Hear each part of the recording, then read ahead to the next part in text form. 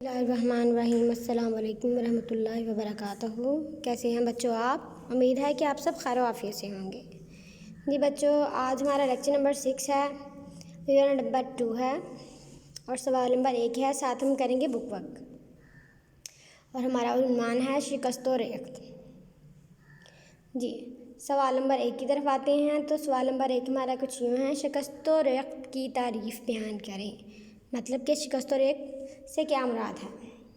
تو بچوں یہاں پہ آپ کو ایک پکچر نظر آ رہی ہوگی جہاں پہ چٹانیں بنی ہوئی ہیں، کچھ بڑی ہیں کچھ چھوٹی ہیں، کچھ بہت زیادہ چھوٹے ٹکڑوں میں ہیں۔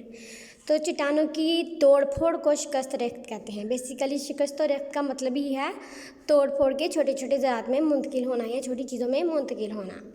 تو یہ کس طرح ٹوٹتے ہیں وہ مزید آگے بڑھتے ہیں۔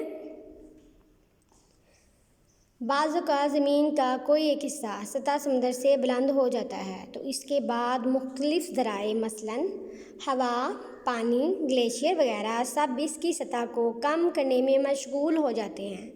یوں اس کی توڑ پھوڑ شروع ہو جاتی ہے۔ یہ عمل جس میں چٹانیں ٹوٹتی ہیں اور چھوٹے ٹکڑوں میں تبدیل ہو جاتی ہیں، یہ شکست و ریخت کہلاتا ہے۔ جی بچوں، یہ تھی اس کی ڈیفائن۔ مزید آپ کو میں سمجھا دیتی ہوں کہ جب چٹان بہت بلند ہو یا درمیانی ہو تو اس کے ساتھ زوروں سے جب ہوا ٹکراتی ہے، ہوا کا اس کے ساتھ ٹکرانا، موسلا دھار بارش کا آنا، جب بارش اس کے اوپر سے برسیں گرے گی، یا پھر جب پہاڑوں کے اوپر برف باری ہوتی ہے اور جو برف پگھلتی ہے، تو ان ساری چیزوں سے، ان ساری تبدیلیوں سے یہ ہوتا ہے کہ چٹان ہوتی ہے جو تھوڑا تھوڑا کر کے ٹوٹنا شروع کر دیتی ہے، اور وہ تھوڑی تھوڑی کر کے ٹوٹ کے وہ جو چٹان کی ہائٹ بہت زیادہ ہوتی ہے وہ کم ہوتی جاتی ہے، اور یہ جو چٹانوں کا ٹوٹنا اور اس کی ہائٹ کا کم ہونا یہ اس کی توڑ پھوڑ میں آ جاتا ہے۔ سیدھی سی بات، اگر آپ چیز لو، ایک اینٹ لو، اس کو توڑو گے، 2 یا 3 ٹکڑوں میں تبدیل کرو گے تو اس کے ٹکڑے چھوٹے ہوتے جائیں گے۔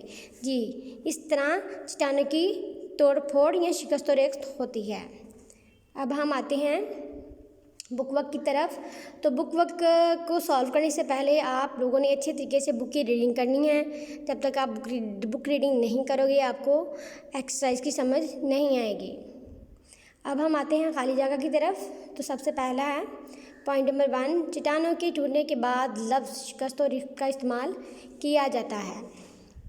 نمبر 2 ہے، اگر چٹان ٹوٹ جائے اور اس کی کیمیائی ترکیب میں تبدیلی نہ ہو تو یہ میکانیکی عمل فرسودگی کہلاتا ہے۔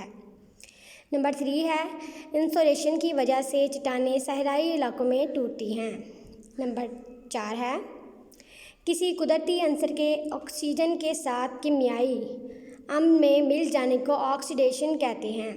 نمبر 5 ہے، کسی قدرتی عنصر کے پانی کے ساتھ کے کیمیائی عمل میں مل جانے کو ہائیڈریشن کہتے ہیں۔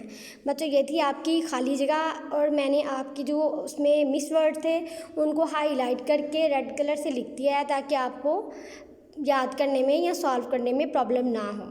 جی اب ہم آتے ہیں کالمز کی طرف۔ کالم الف کو کالم بے سے ملائیں۔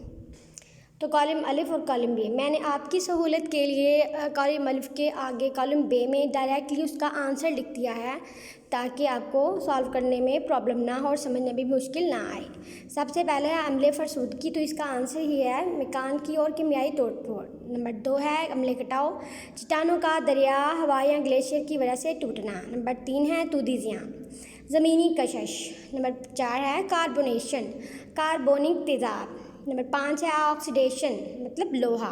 تو یہ تھے آپ کے کالم جو کہ آپ کو سمجھ میں آ گئے ہوں گے۔ اب آتے ہیں ہم ڈائری کی طرف۔ تو ڈائری ہماری کچھ یوں ہے، یونٹ نمبر 2 ہے، سوال نمبر 1 ہے، بک ورک لکھنا اور یاد کرنا ہے۔ بچوں آپ نے بک ورک کو اچھے طریقے سے یاد کرنا ہے، پلس کوشچن کو بھی یاد کرنا ہے، لیکن بک ورک کا آپ نے اپنی بک پہ سالو کرنا ہے۔ ٹیک کیئر اینڈ اللہ حافظ۔